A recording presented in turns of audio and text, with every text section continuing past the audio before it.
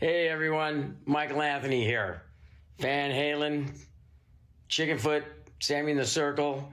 But anyway, you're listening to the only podcast that is dedicated to breaking down the entire Van Halen catalog one track at a time.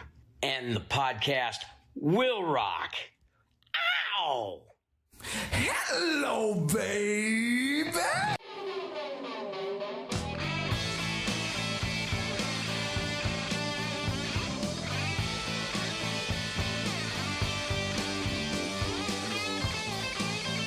What is up, all you rockers, rockettes, and everything in between? You have joined us for a new edition of And the Podcast Will Rock.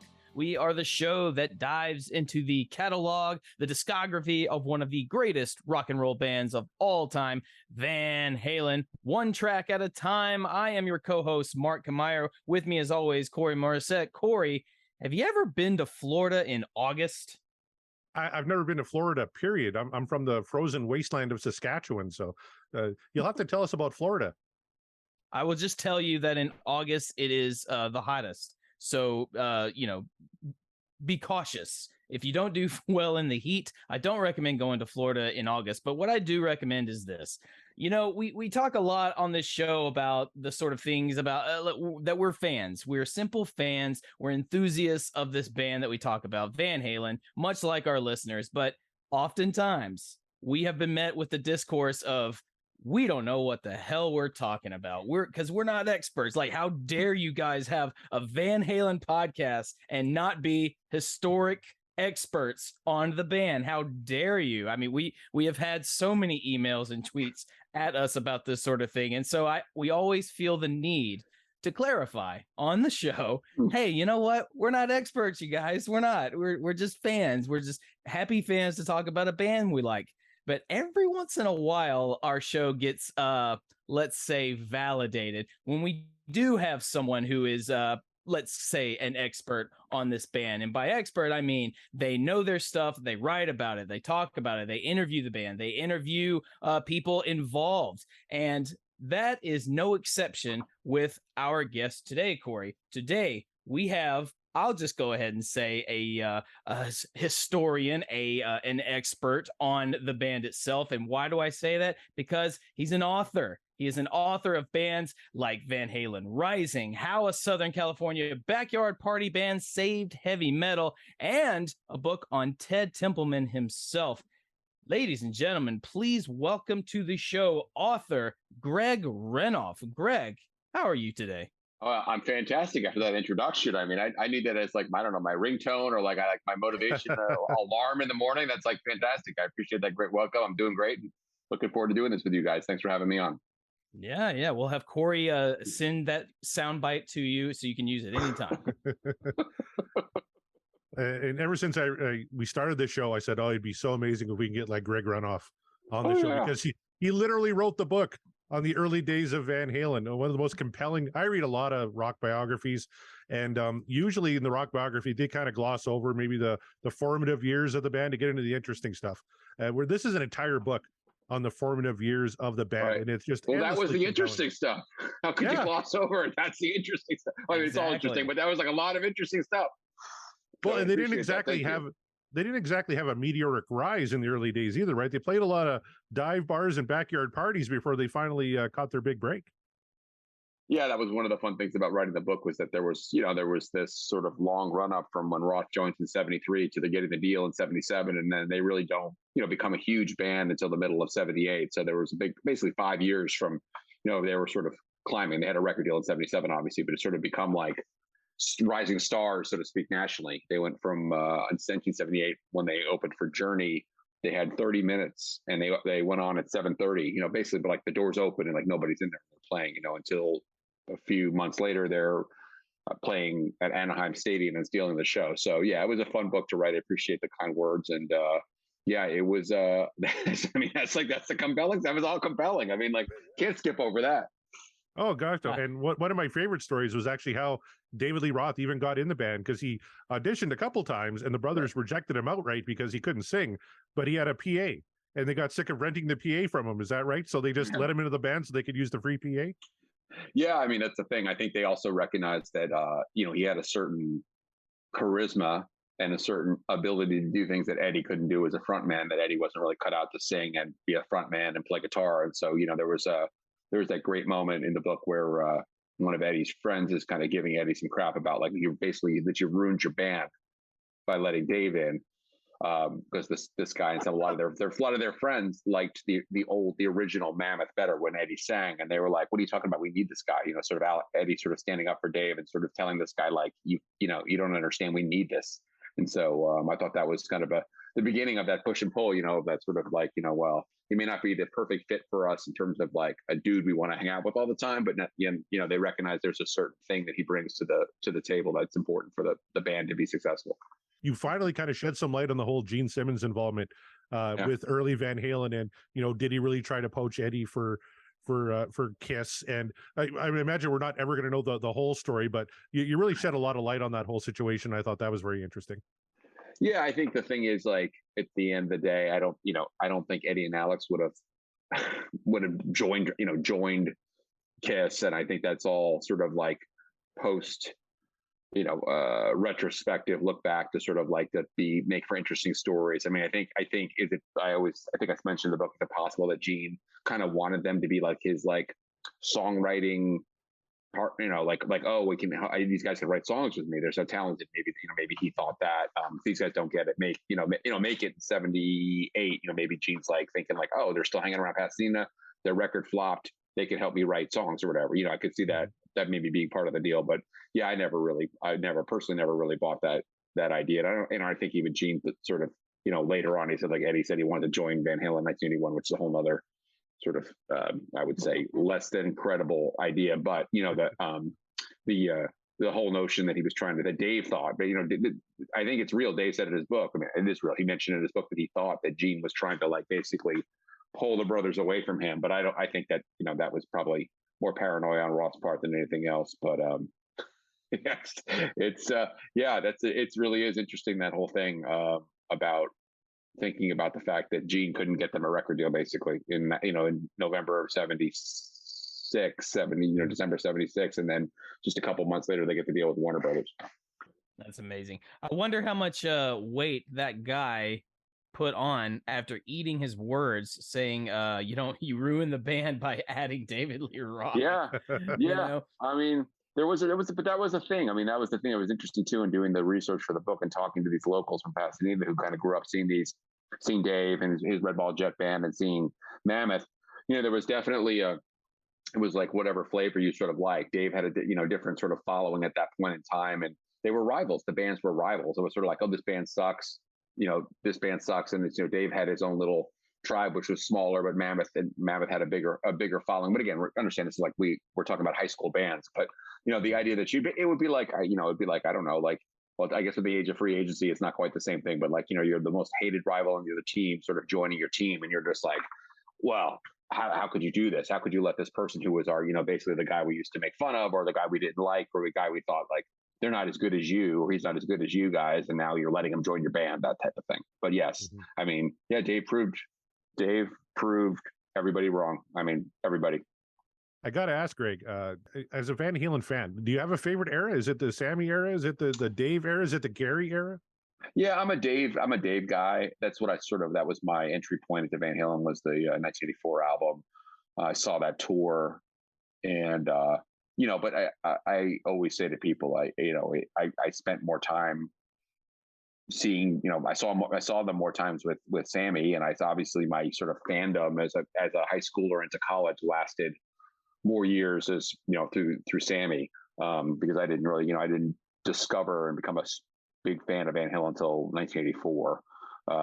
And so I might have some fun with that on Twitter, but I don't have any particular like, I'm not like a Dave of the Grave type of guy. That's not my, there are people who that's their thing, and they feel very passionate about that. And there are some people who are like, I know a couple of people, I won't mention their names, who are super pro Sammy, who, or like, I mean, obviously like outwardly, like this disdainful of Roth, and that's sort of like the other aspect of it. But, and the Gary stuff, I was actually, it's funny, I was living in Boston. I was going to graduate school in 1997, 98, when Van Halen 3 hit. And I loved Without You and heard it on the radio. I was super excited about the album coming out and stuff like that. So, yeah, I mean, there's stuff I like more than other stuff. I mean, if you're asking me if I'm put like two albums in front of me, you can listen to this album for the next 6 months. It's going to be, Fair Warning or 5150. I'm going to pick Fair Warning, but it's not like I like, I'm like religiously only like investing in one era. I was going to say the people that are, they let us know repeatedly. If we praise a Sammy song, the anti-Sammy people come out and tell us how much we suck. And then if we praise a Dave song, the anti-Dave people come out and tell us how much we suck. This is, this is a whole nother topic. We could go on this tangent forever, but I would just say it's very strange because it's like, I don't think anybody, I mean, today it's still, I guess it still goes on in the Sabbath world, but it doesn't seem like there was as much like ferocity to it, like where it's like, I'm pro Ronnie James Dio, I hate Ozzy, or vice versa. I don't spend enough time on Sabbath fans message boards or whatever, or like following Sabbath Twitter or whatever to see what the thing is. But I suspect there's a lot more generalized acceptance, like, oh, the Tony Martin album isn't my favorite, but it's not like I hate Tony Martin because he's not Ozzy or something like that. I mean, it's kind of a given, right? It's like it's just different. Yeah, they're pretty chill about the Black Sabbath of it all. The metal fans anyway, because it's like. You're either going to say you hate Ozzy, which why would you say that, and then or you're going to say you hate Dio, and why in the blue hell would you say that? So, right. But of course, and Corey brings it up because we notably, myself included, I have said, though I love the Roth era, I would say if I'm picking singers, like I've always been more of a Sammy guy, just in the terms of technical singing of it all. And I don't know, I feel like a lot of Sammy songs have some of them are or at least I originally thought were better written. I've kind of come around on that as we've explored this show, and we've dove into the lyrics and a lot of the content of some of Sammy's songs. It's like, well, you got me on that one. I was looking for a microphone. I have a magnifying glass somewhere around. I was going to be like, whenever they were examining this more closely, it doesn't quite hold up the scrutiny. It's true. But I have come around on that since, and I've come around on Roth's lyrics as well. Not all of it is bop zoobity doop. It's actually he's got some substantial material in there. You just have to listen for it. Well, it's easy to forget. Not everything an individual thinks is the greatest thing ever at 16 is necessarily going to like sustain their whole life. It's like, there might be a nostalgia factor, but you might look back and go, oh yeah, maybe I didn't quite hear it the way I'm hearing it now, or something like that. So that's fine. Very good point. But so moving on though, and sort of in that vein, we have a segment on the show where we go back and we take a look at the polls. We put up a poll every week discussing the song that we just talked about, and we ask the audience, is the particular track What Dreams Are Made Of, or is the dream over? Last week, Corey, what did the poll say about the song Stay Frosty? Yes, last week we did Stay Frosty off A Different Kind of Truth. And the poll was 82.5% What Dreams Are Made Of, 17.5% This Dream Is Over. So another one overwhelmingly positive. I'm still shocked that we get as many negative votes as we do, because Stay Frosty is, in my opinion, one of the best tracks off of A Different Kind of Truth, which is very quickly becoming one of my favorite Van Halen albums.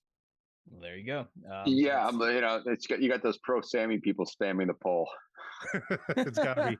I wish, I have to see if I can find it. You guys may have seen this. There's somebody did a Photoshop like right when Different Kind of Truth came out, and it was like Sammy was obviously holding something. I don't know. It was a CD, maybe his own CD, and he looked like had just like a shock look on his face, and they did Photoshop A Different Kind of Truth in there. And so it's like, I think I still have it on my Twitter. I'm sure I tweeted it. I don't know if I could find the picture again, but if you ask people, they'll remember it. It's like very, very funny. It's like this whole holy crap look on your face, like they actually did an album without me, kind of like, it's very funny. So it's the Sammy people. There's your 18%. There you go. We thought it was the Cult of Mariana this whole time. It was just the Sammy folks. The Sammy folks, yeah. But if you want, I'll go through a few of the comments here that people put on the poll. Sure. There's a few I would love to hear you read off. Our good friends from the Sean Geek and Fast Fat podcast said, "Oh my God, this is so good!" And that ending, damn! Give the props to Wolfie on arranging this one. he and Uncle Alex, we always hear about how much Eddie had playing with the son, or how much fun Eddie had playing with the son, but you have to believe Alex dug it as well. I believe so. I would too, yeah. Airhead says, so much to love. The heaviness, hindsight after the masterpiece of the Mammoth WVH debut. You can hear Wolf's fingerprints all over this one. The complex 6/8 meter, it jumps in and out of the rhythm section throughout, and Wolf's bass on the ending. Ed solos, and yes, Dave's lyrics all get a thumbs up from Airhead 3. Kevin Brown from the Tom Petty Project thought musically it's probably the best song post Hagar for me. A couple of hugely problematic lyrics in it, though, that we kind of had to point out last week. Yeah. Just kind of lazy stereotyping, but an absolute banger musically. Eddie in top form. Absolutely agree with him there. Gene says an absolute banger, plain and simple. We'll definitely be blasting a different kind of truth for the next couple of days. That's a good way to be. I tend to do Gene that Simmons? after we spin one of those. Was that Gene Simmons? It wasn't Gene Simmons, unfortunately. He's a frequenter of our show. Yeah. yeah, he loves our show. We talk about him often. Here's one that was kind of Michael Green says, when I first started to listen, I was like, didn't really want another Ice Cream Man too. Dave was talking instead of singing. I almost went, the dream is over, but in the end, it caught fire, and I remembered why I like the song. So overall, it's what dreams are made of. Well, look at that. Swayed old Nice. Michael Green. Yep.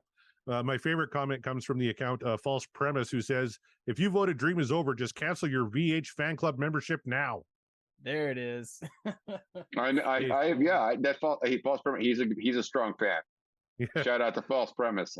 Absolutely. He keeps it real on Twitter. Yep. And finally, Tom says, we need a middle option. The Roth of it all knocks it out of made of status, but Eddie, Uncle Al, and Wolfie elevated to over. So there's kind of a middling review on that one. But yeah. Those were the comments on the poll this week.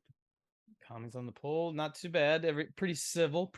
So there you are. I would say 82% of you. It was like, delete your account. You guys are terrible. Hey, sometimes it gets crazy. In blocked and reported to Apple Podcasts. 1 star. Oh, we had that. We had a guy. We had like a small listenership, and then Eric Senich from the Van Halen News Desk did a story on our show. Yeah. And then our numbers went through the roof. Like 1 week, we were actually top 5 on Apple Podcasts for music commentary.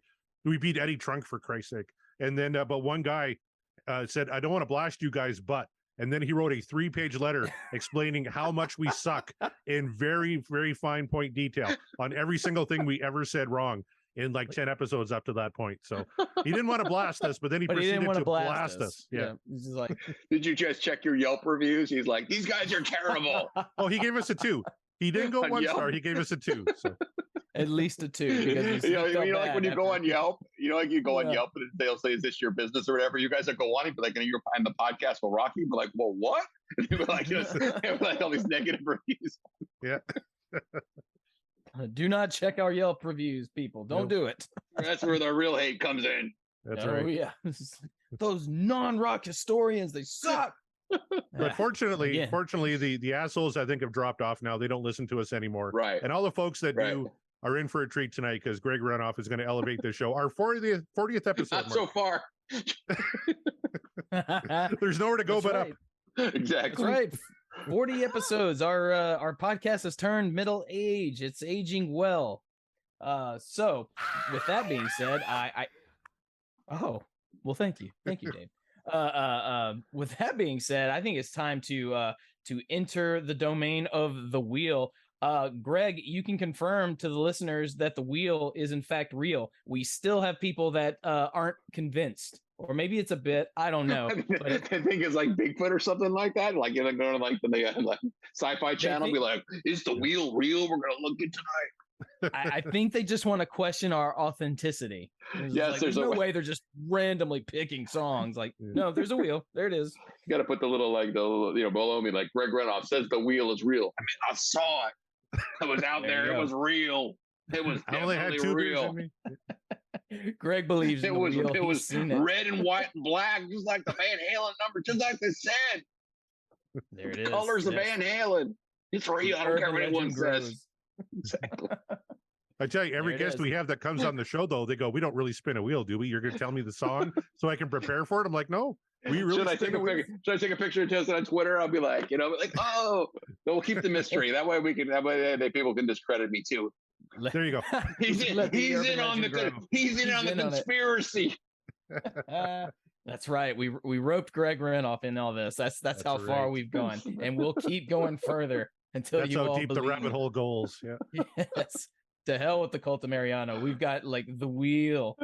Oh, but before we spin it, I always like to ask if there is a particular song or maybe a particular album that you want to manifest so that for the wheel to spin. So do you have anything in mind in particular, Greg? I'd love something from Diver Down, and if it hits Diver Down, they're going to say the wheel's not real. There's no coincidences.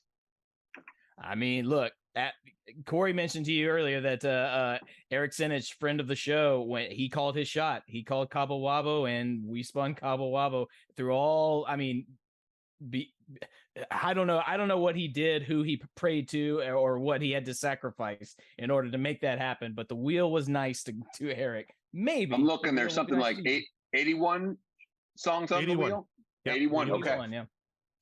Okay. How many did you guys start with? Well, this is show 40, so I guess Mark, do the math. You're the Okay. brains of the Every single operation. you guys did. Okay. So there are 121 songs. So you guys did a show every show. Okay.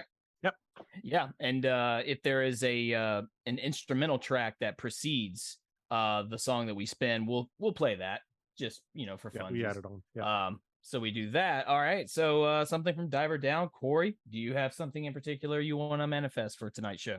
I tell you, Diver Down would be great. That's probably our least represented album so far in 39 episodes. We've only done Happy Trails off Diver Down, so we are due. But I have been jonesing for a debut album track for a long time.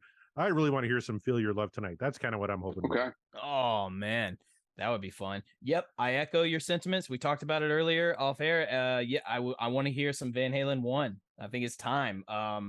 Specifically, my favorite track off that album, Ain't Talking About Love. I would not be mad about that.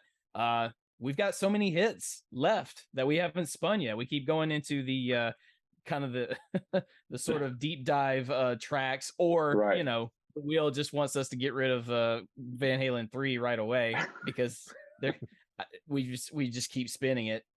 Maybe, I don't know, maybe Gary's in on this whole conspiracy. I'm not sure. Apologies to Gary once again. But yeah, I'm gonna manifest something from Van Halen 1. So let's see what we got. So without further ado, if you guys are ready, if old Sammy back there is ready, the wheel is primed, it's going, it's ready to be spun, and we will spin as soon as Sammy says we're ready to go. Here we go.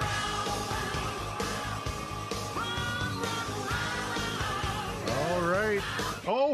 Oh, geez, we're so close. A little more. I can't wait to feel your love tonight. Wow. You did a Van Halen I called the shot. You did it. Look at that. Feel your awesome love song. tonight. I am How so about happy. that? That is awesome. That is now twice in 40 episodes. Somebody called the shot. Yeah. It's going to be this is going to be a good episode. I feel it. I feel the energy. All right, Wheel Mark, was your nice to us. recollections on this one before we get rolling here? Oh my God. I mean, this is one of those mini tracks that I can recall just hearing on the radio ad nauseum, but never getting sick of it. I'm either taking a road trip with my parents. I'm in the back seat. They're blasting classic rock or whatever. And Van Halen comes on. Chances are you're probably going to hear about 5 or 6 other tracks from Van Halen before this one. But when this one would come on, it was fun. It was exciting. And, the nice harmonies involved in this song really speak to the choir boy at heart within me. So lot of fond memories, and it's from probably my favorite Van Halen album. So yes, I look upon this with great fondness. How about you? Well, I'm sure Greg can give us like the entire history of this song, because this was on the Warner Brothers demos, wasn't it, Greg? Yeah, it was actually. This was the one that they probably wrote in late 1976. But by the spring and April, when they did the demo with Ted Templeman, it was on there. Yep. Awesome. And what are your thoughts before we get started here? Feel Your Love Tonight. Was that a standout on this album for you? Or? I mean, yeah. I think the whole first album is pretty much greatness from front to back, and I don't think that's like super controversial thing to say. I think it's pretty much pretty much, wait till the reviews come in, universally accepted that Van Halen 1 is one of the top debut albums among rock bands of our era. We can go through the usual suspects: Led Zeppelin 1, Appetite for Destruction, Boston, such and such. I think Van Halen's always going to be in that conversation of that list, if you want a top 5, top 10, whatever it is. And so when you have an album like that, there's not going to be a lot of filler on it, and this definitely is an example of an album that, in my estimation, I mean, I guess it depends how you define filler, but really it's a front to back album. I mean, there's not like it's not like Appetite for Destruction. You're not going to be like, you might skip songs if you want to, but you can obviously sit there, and there's not like any songs that are like, this song is horrible, you're going to go through it. So great album. So yeah, I love this song. I have a lot of things to say about this song as we get into it. Awesome. So what do you say? Let's waste no more time and get into Feel Your Love Tonight from Van Halen 1, released February 10th, 1978.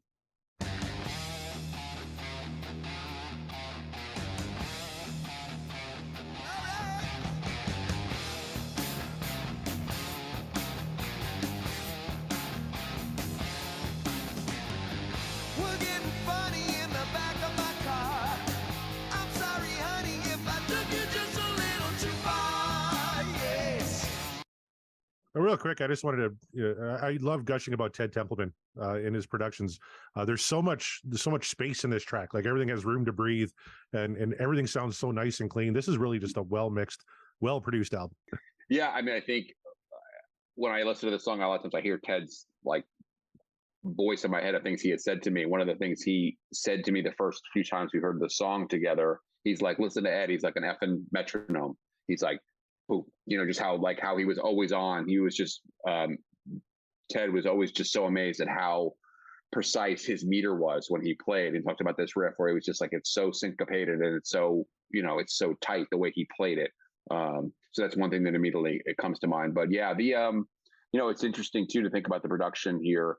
That obviously by fair warning, they've sort of evolved away from the guitar on one side, the bass on the other, the vocals across, and so you sort of have more like it's more it's less of a pan stereo separation, and so they're kind of different flavors. But yeah, I mean, I think I know after the fact I've read that Alex and Eddie were sort of like what would I say?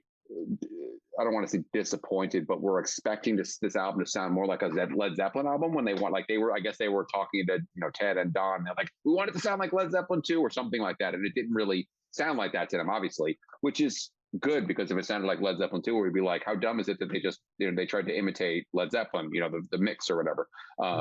But I think, like you said, the sound and the production, so many things to say about it. The way, the harmonies, particularly how powerful they are when they come on in throughout the song.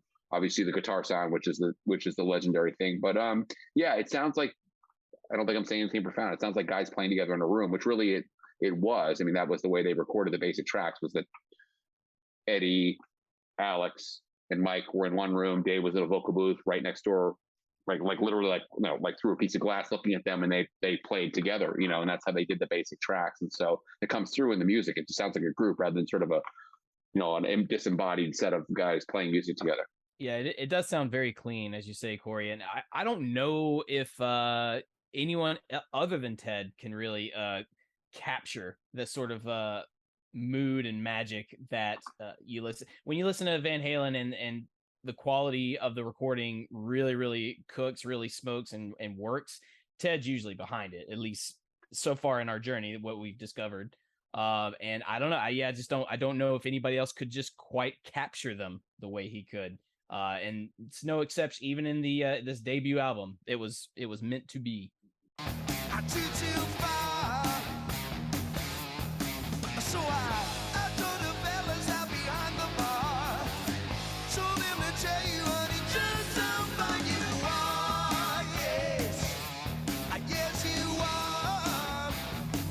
You see, I'm begging you, please, begging on my knees,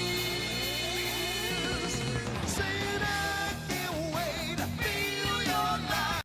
So get ready for this next little background vocal, Phil. And I I don't think I noticed this until after I finished the book, and maybe somebody said it to me, or I noticed it myself. Um, there's a very Beatlesque little flair here when you listen to how I think it's this one that's coming up when they at the end of like where they go, I'll let it play. You'll hear there's like a little Beatles thing, which is really the only time they do this on the album. But when you hear it, I think you'll if you think about the early Beatles songs and the way they did their harmonies, you'll hear it. I'll point again when it comes on. Alrighty. Yep. What And do you I- thought about that? If you hadn't I've pointed heard- it out, yeah. Yeah, I've heard the song hundreds of times. I don't recall that. Yeah, that's very much "She Loves You" woo Yep, from Van yep. Halen there. See you driving on and down my road. I tell you, honey, you're the prettiest girl I know. Yes, that's for sure. But better use it up before it gets old. No, I tell you, honey, don't you let your heart go cold. No, no. I'm a begging you, baby, begging on my knees. This is the part right up coming up here, which I have a very vivid memory of sitting with Ted and Ted going, "Listen to this," because he was just like, it's just so like the riff, and he means with Alex too. He means the whole thing, but he was like, it's so dead on. It's like, and then no click track. When they recorded this record, I don't think they ever used a click track on the first 6 albums at all. Meaning there was nothing like there was no Mhm. for people who don't know. I know you guys know, but like for people listening, maybe don't know. There's nothing in Alex's headphones or anyone else's headphones setting the tempo going tick like a metronome going tick tick tick tick, so they would not get off time. So it's all from the guys playing together. But this is the part coming up where Ted was just like was amazed at how again being a guy who made records with so many different people, how Eddie was very, very special in this sort of maybe underappreciated way with that aspect. It's just I only thinking this because this is what Ted talked about a couple of times with me with this song and listening to it. That's what he wanted to remark on the riff and how Ed was so dead on it. That's amazing. And at this point, like the band were a pretty well-oiled machine. Like they were Yeah. playing a lot Yeah. in the years leading up to this. Do you know how like "Feel Your Love Tonight" was on those original demos? Do you know how old that song actually was? Like I was saying, I think they probably wrote it in 1976 in the late summer. There was a period of time right around the time they probably ran into Gene Simmons that some of those songs from that demo. Well, most of the songs from the Gene Simmons demo, I'd say, were probably a little bit older vintage. So that would have been in October, November of '76 when they were home. They wrote songs like Atomic Punk around that time. That may have been a little bit later, but "Feel Your Love Tonight," that was another one that was a later vintage song. Obviously, something like "Running with the Devil" went back further. "Ice Cream Man" was something they had been doing. David done way back, and that was another one. "Little Dreamer" was probably another one they wrote around that time. So those would have been the songs that sort of just kind of before they met Templeman, they were sort of hitting up sort of a very, very rich period of songwriting. So I think again, don't quote me on this, but I think that this song was probably like a fall '76 song. Cool. I'm quoting you on that. You're the expert. You know everything. Leave your comments in the reviews, but don't blame these guys. I can't wait to feel your love tonight. Feel your love tonight. I can't wait to feel your love tonight. I can't wait.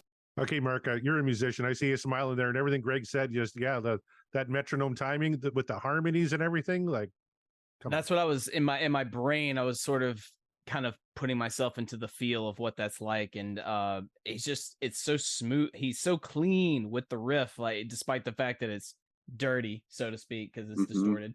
But the way he's playing, it's not sloppy, it's not all over the place. It's very, very much mechanical without feeling like it's too robotic. Right. If that makes any sense. Exactly. If you were to tell me that I might have believed that they weren't playing to a click track, but when you just flat out tell me honestly, like there was no click track, this is just Eddie's rhythm. This is just how he is. Like I shouldn't be shocked by it. at this point of during our journey with Van Halen, and the way we kind of see how Eddie has evolved throughout the years in his playing, and then versus this debut album and everything. And that's just, I don't know, man, it's just amazing when you really think about having it, bear in mind that he's just doing this all from feel, and that's not easy to do. And to maintain this is the consistency that's really kind of gorgeous with the way he's playing that riff. And then you throw in the harmonies with everybody else.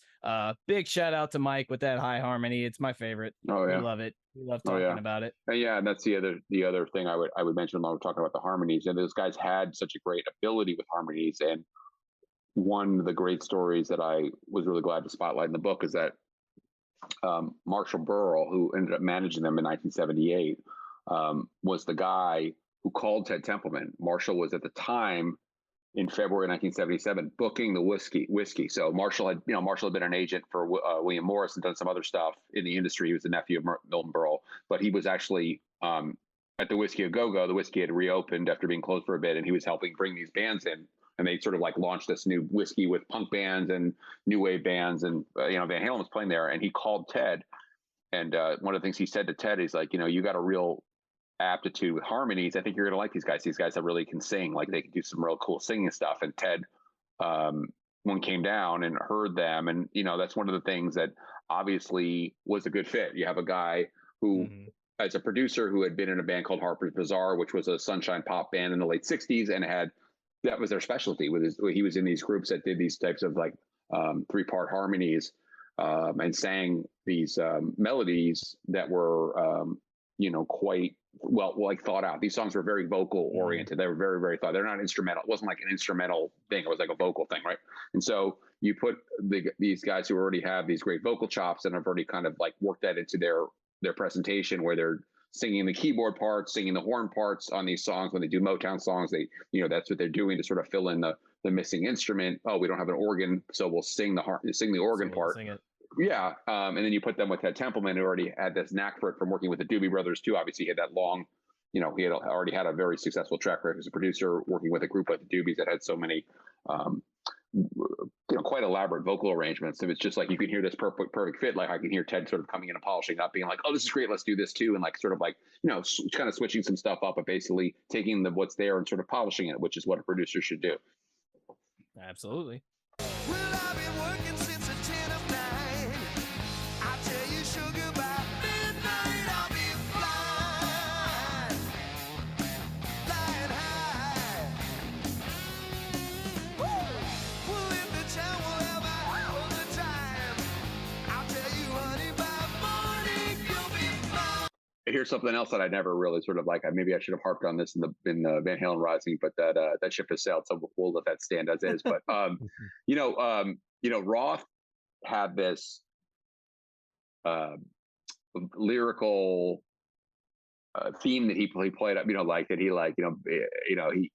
as we know, Roth came from a fairly prosperous family, especially by this time. His father was doing fairly well, and the sort of like all I've got, I had to steal, beg and borrow, all this stuff. And in this song, it's like it's like channeling Springsteen. He's like, I've been working since 10 to 9. I'm not sure that Dave had been up at 10 to 9 working a job, and maybe, I'm sure he did when he was maybe in high school, or maybe he had like his job at the Staples River. I'm pretty sure in 1977 or 76, Dave was not like, gotta get up, get my lunchbox, go punch the clock, but it's great. It's like, that's like sort of like, he's like, that's what we want. We want the song that you get, the relatable song, it's like, yeah. So the average guy who was like, wants to be out with his girl and drink some beers and drive down the street and, cruise and stuff and have a great time on a Friday night. This is the song. And so, I tip my hat to Dave for sort of pulling that off in the song. But if you listen to it, you're like, oh yeah, I've been working.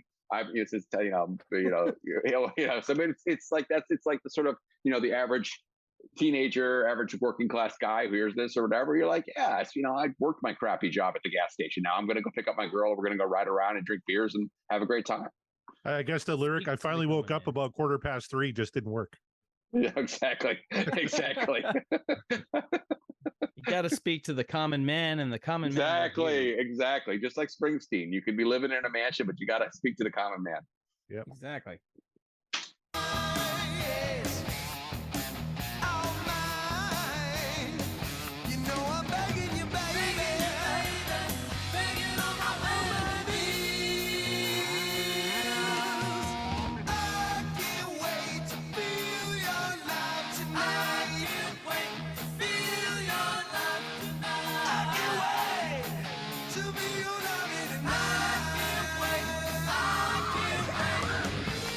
don't know if I'm supposed to interject this much. Yes. But that's what you get from you guys. You So, absolutely should.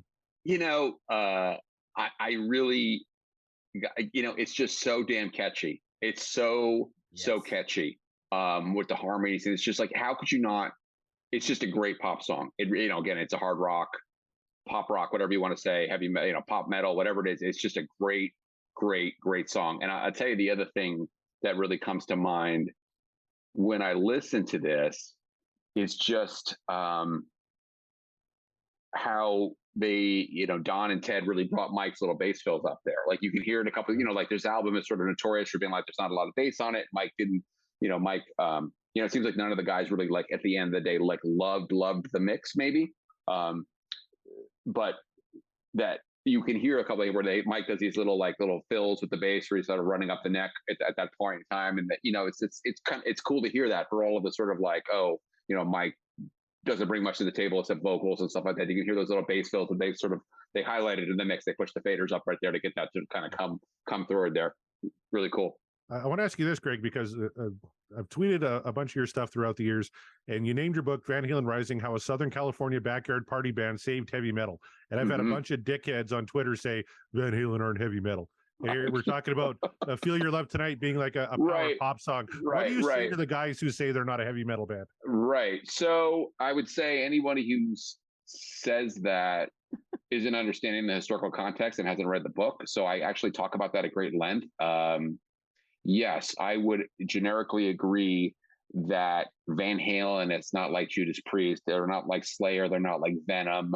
They're not like any other like heavy metal band that want to come in that category. However, if anyone listening who's curious about this wants to go back and look at the cover of Cream magazine, look at the cover of Circus magazine, look at the cover of any of the rock magazines, look at Rolling Stone.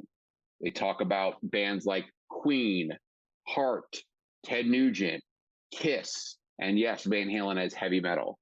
The meaning of heavy metal has evolved over time.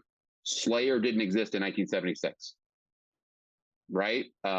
Exodus didn't exist in 1976. Lamb of God, Pantera did not exist when Van Halen came out. So yes, we would look back and say Van Halen is a hard rock band. Van Halen was most commonly called a heavy metal band in 1978. So that aspect of the title and that discussion I had in the book was meant to say that there was a certain sound that was seen as outdated at the time, meaning like Black Sabbath, Deep Purple, Ted Nugent. There was this sense that there was literally a new wave of music sort of coming out of cities that was shorter songs, less guitar solos, more aggressive, drawn from the punk scene in the UK, which comes to New York, which goes to Chicago, goes to Los Angeles. And so there was a sense that this was dinosaur rock or heavy metal was dying. That's literally what the articles were written about. Heavy metal dying?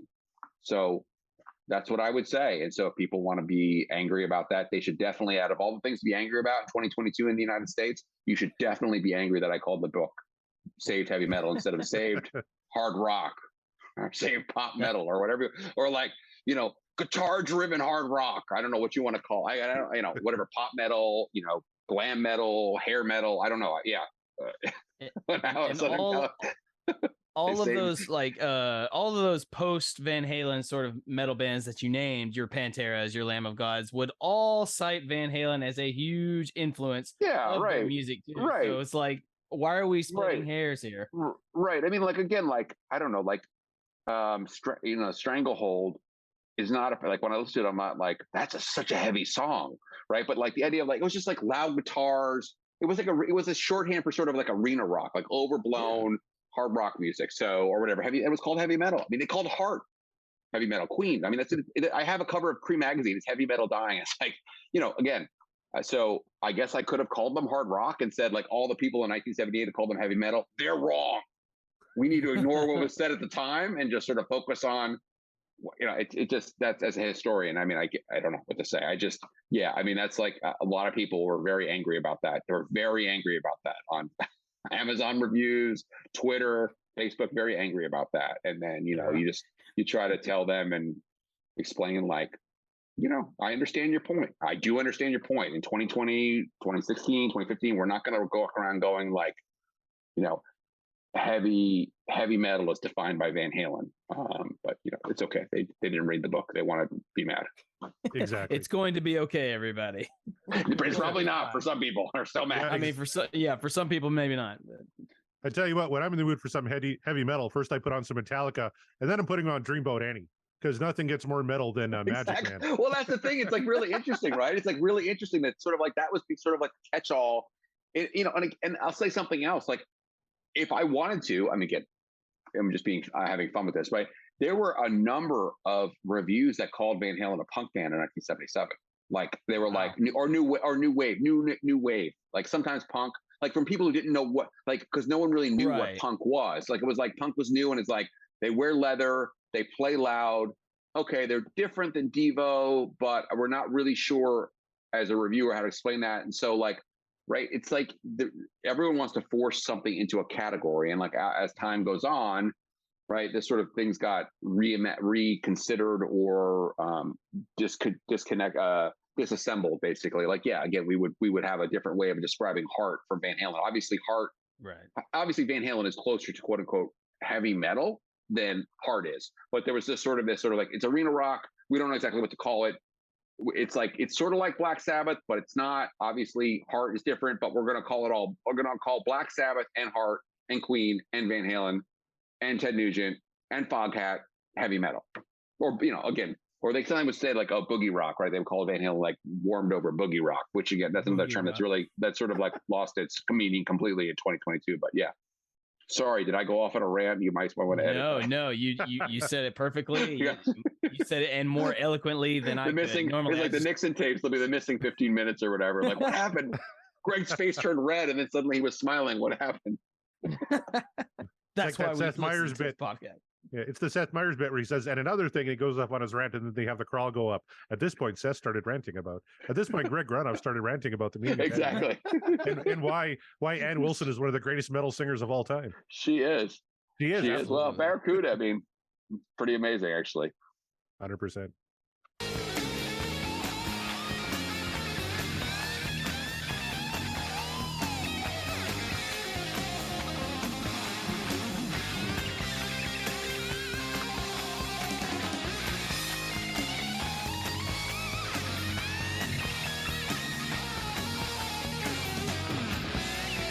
I have more to say.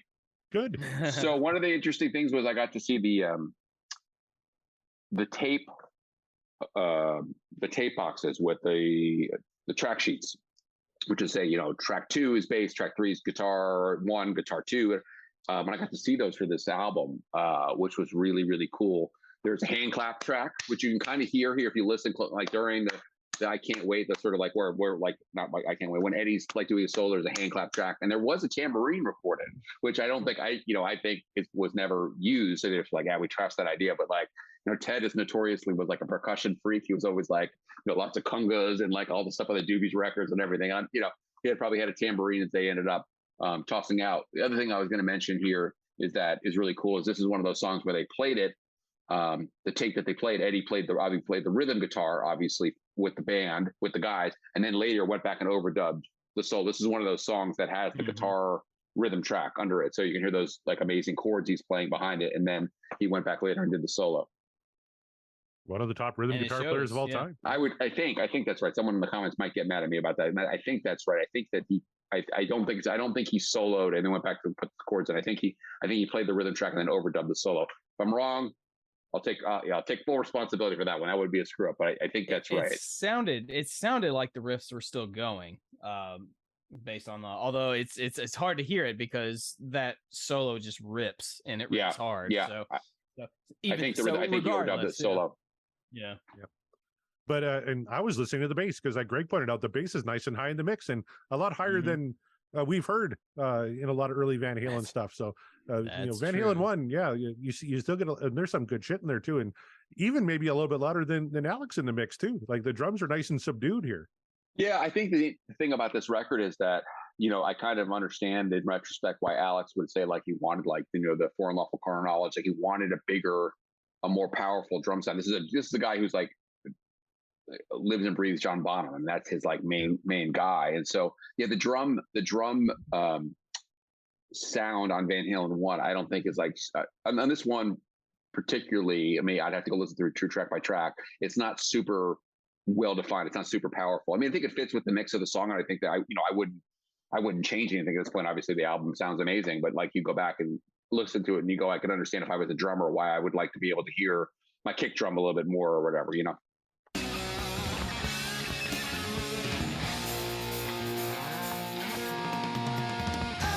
can't wait to feel your love tonight. I can't wait to feel your love tonight. I can't wait to feel your loving tonight. I can't wait to feel your love tonight. I can't wait to feel your loving tonight. I can't wait to feel your love tonight. I can't wait to feel your love tonight. I can't wait. I can't wait to feel your love tonight. All right. Feel Your Love Tonight from Van Halen 1. Mark Meyer, let's start with you. Actually, you know what, for tonight, I have a feeling I know how the voting round is going to go. So on the count of 3, everybody give me a thumbs up or thumbs down. I'm just going to play the clip because I think we're all in agreement here. 3, 2, 1.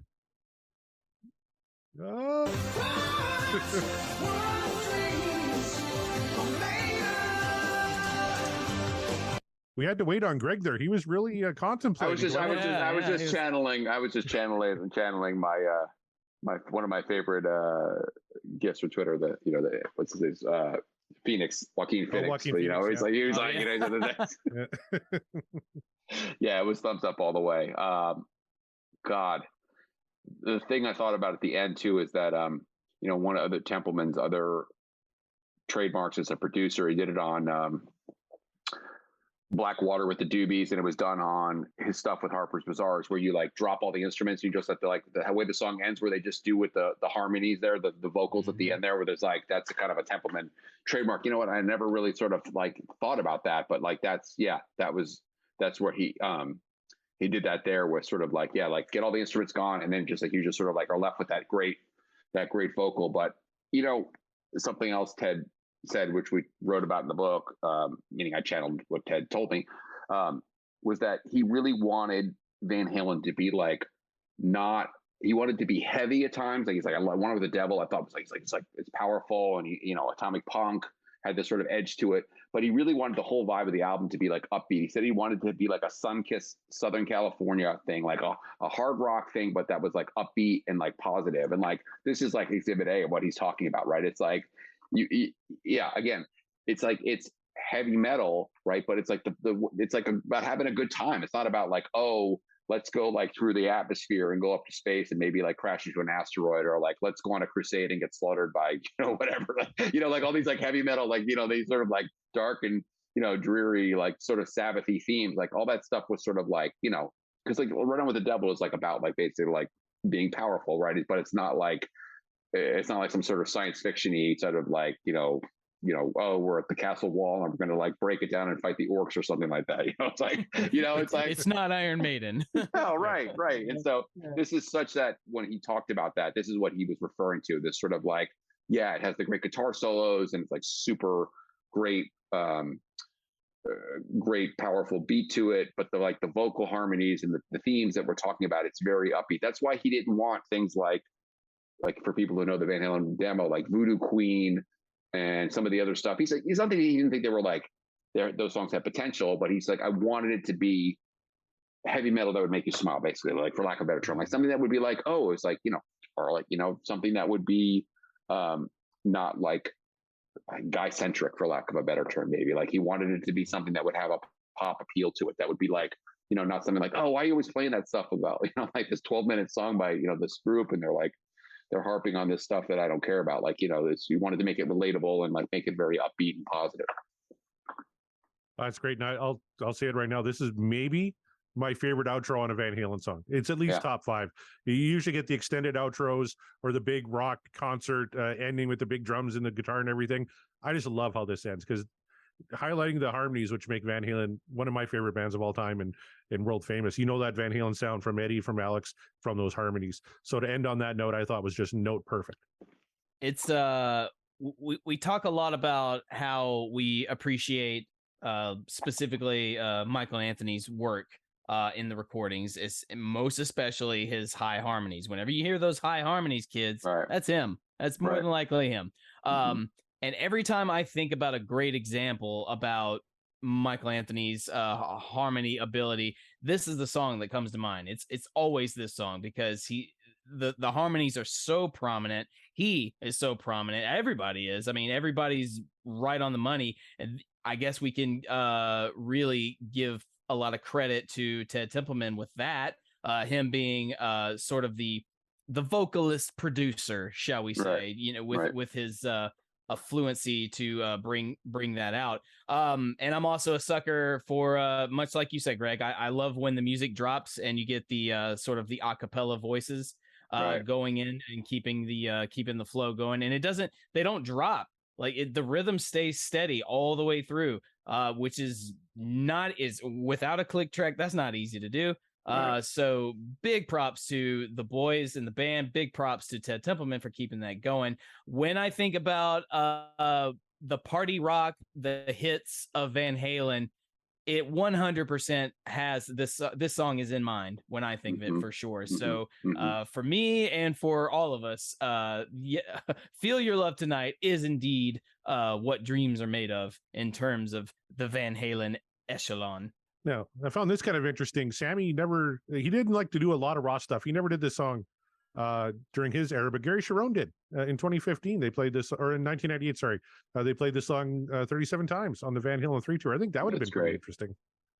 Yeah, I'm gonna go check that out on YouTube. Yeah, it's it's so emblematic of what Van Halen is. Actually, if you want to ask, like, this would be like, if you ask somebody like beyond the hits, like if you wanted to play a song for someone to kind of explain to them what Van Halen is, this would be a very good, like, probably better than a lot of the stuff on like maybe like a Women Children and some of the other, like, like basically like I'd say like a song that's like not a top 3 or 4 song from an album. Like this is probably like would be one you want to say this is what Van Halen's about: the harmonies, the guitar solos, the good riffs, the party lyrics, the great virtuosity from all the guys in the band, and just the upbeat feeling that you get. Again, not every Van Halen song does that to you, but this is definitely would be one you could play for people and say, oh, this isn't a top 10, meaning a top 10 Van Halen song in terms of the top 10 most commonly listened to Van Halen songs. To be like, this is what Van Halen's about.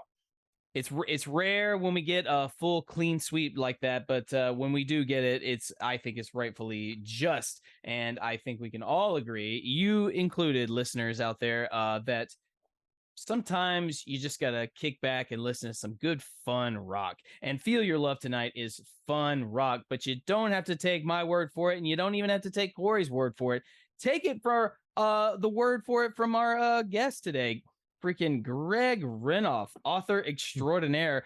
Greg, first of all, thank you so much for being on the show. Thank you Welcome. for all of your contributions here. This has been enlightening and awesome. And why don't you let the people know what you got going on and where they can find you if they want to follow your goings-ons? I'm just cranking out the Van Halen memes as fast as I can over Twitter at Greg Renoff. That Are you- 70s sports guy is like, he's like tough competition. I'm going to catch him eventually. Good luck, man. He's posting Yeah, a shit ton. he's that's one of my favorite, obviously one of my favorite accounts. Great fun and yeah, always hilarious. Like, but there was like, yeah, he's got a few like go-to Van Halen memes, which are always like, it's funny. I mean, it's like, it's like a comedian that tells similar jokes. So like you kind of know where it's going to come from, but I always laugh. Like you always know the joke's coming and you're like always laughing. Yeah. Like, okay, here comes this. But yeah, it's great account. One of my favorite follows. Now, I'd be remiss if I didn't ask, Greg, you got any plans for a new book? And there's so much Van Halen history yet to be mined. Any thoughts of maybe doing a sequel to Van Halen Rising? Yeah, I'll do another Van Halen book. I am contemplating the way to approach that. But yeah, I mean, I'm always messing with Van Halen stuff when I work on some my writing or research, and I have like when I die, God knows what's going to happen to my Van Halen stuff. It's going to have to go to like I don't know. You guys have to figure out something to do, like raffle it off on my deathbed or something like that. But yeah, I mean, yeah, I'll do another Van Halen book. It'll come. That'd be great. If you're looking for someone to take that Van Halen stuff off your hand, me and Mark, we'll pay for shipping even if you want. So There you go. Yes, you heard it here, folks. The Back up the sequel is coming back soon. up the truck. It's a lot of stuff. Oh man. we should tell Corey- people. Actually, I just want to let the people know TeflonManBook.com. If you want to get Van Halen Rising or the Ted Teflonman book, Platinum Producer's Life in Music. I bought that on Kindle, but I'm looking here, and you can still get a version. I can sign your personalized and Kindle. signed by Send it Greg. to me through the mail. I'll Sharpie that screen in a heartbeat. Well, you know, Like, every book I read, it's a Greg Renoff signed book. I don't know what happened. Every page. Every I book. may just spring for the actual book, personalized and signed by Greg Runoff. I can't wait. Anytime. You guys Awesome. are great. It's amazing. Corey, where can they where the people can find you and where they can find the show and everything connected with it? Well, they can find me at CD Morset on Twitter. They can find the show at Podcast Will Rock and our website, www.podcastwillrock.com. We got some merch on there. Catch up on old episodes. You can Get write the to us. merch, people. Get the merch. You're going to love it. Yes. Write to us. Let us know how much we suck. And let us know how much you loved Greg Runoff on the show.